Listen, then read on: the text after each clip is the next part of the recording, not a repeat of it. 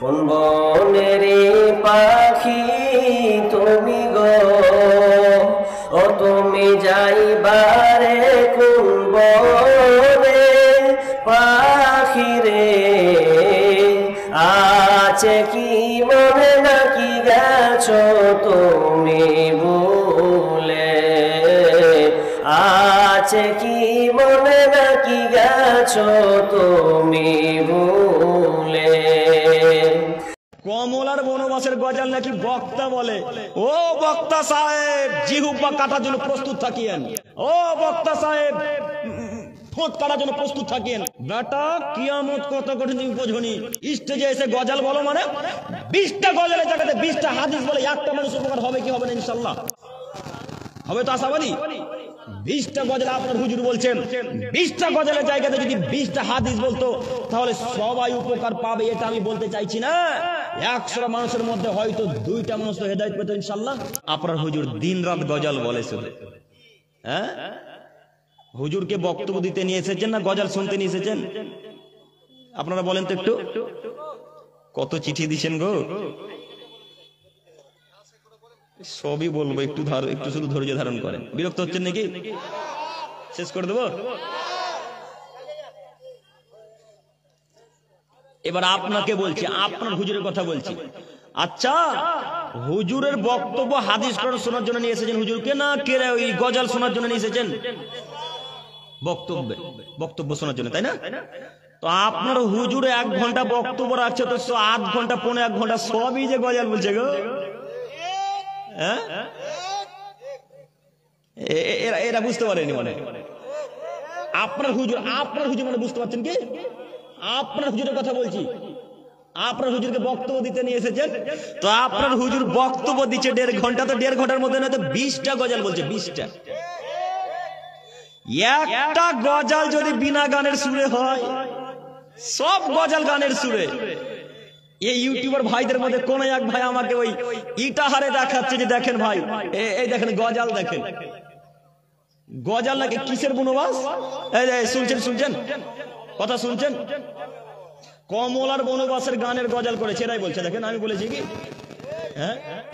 কমলার বনবাসের গজল নাকি বক্তা বলে, ও বক্তা সাহেব জিহুব্বা কাটার জন্য প্রস্তুত থাকিয়েন, ও বক্তা সাহেব ঠোঁট কাটার জন্য প্রস্তুত থাকেন। বেটা কিয়ামত কত কঠিন তুমি বোঝনি, স্টেজে এসে গজল বলো মানে 20টা গজলের জায়গাতে 20টা হাদিস বলে একটা মানুষ উপকার হবে কি হবে না ইনশাআল্লাহ? হবে তো আশাবাদী? 20টা গজল আপনার হুজুর বলছেন, 20টা গজলের জায়গাতে যদি 20টা হাদিস বলতো তাহলে সবাই উপকার পাবে, এটা আমি বলতে চাইছি না। 100টা মানুষের মধ্যে হয়তো 2টা মানুষ তো হেদায়েত পেত ইনশাআল্লাহ। তো বলেন, গজল দিয়ে আজ পর্যন্ত কোনো মানুষ হেদায়েতের পথে এসেছে?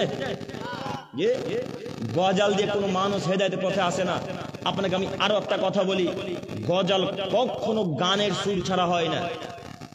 গজল কখনো গানের সুর ছাড়া হয় না। একটু না একটু তাকে গানের সুর নিতে হবেই, একটু না একটু তাকে গানের সুর নিতে হবে। আমি আপনাকে একটা উদাহরণ এক্সাম্পল দিই, সেটা হচ্ছে এই 1 বালতি দুধে যদি 1 ফোঁটা পেচ্ছাপ পড়ে যায় তাহলে সে দুধটা ভালো থাকে না খারাপ হয়ে যায়? খারাপ হয়ে যায়। আমি মানলাম গজলে 99% হালাল সুর আছে, কথার কথা বলছি, আমি কিন্তু আপনাদেরকে সমর্থন করছি না। আবার কালকে ইউটিউবে ছেড়ে দিয়ে না যে আব্দুল কালাম ভাই গজলকে সমর্থন করেছে।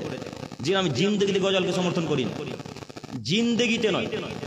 আপনাকে এবার আমি বলছি শুনুন, 99% গজলের সুর আছে হালাল, কথার কথা। 1% হারাম গান বাজনার সুর ভরে দিয়েছে। এখন এই 99% মিলে 100% হলো, তো এই গজলটা এখন হালাল না হারাম? জি, আরো জোরে বলেন। হারাম। তো কই আপনার হুজুর গজল বললো, কই একবার নিষেধ করতে পারলেন না? হুজুর কিভাবে গানের নকল করতে পারে? কিভাবে হুজুর গানের সুরে গজল বলতে পারে? হুজুর বাংলা গানেরও সুর করে, হুজুর হিন্দি গানেরও সুর করে। হুজুর একটুকু কি বোঝে না হাদিস কোরআন? হুজুর কি একটুকু বোঝে না হাদিস কোরআন?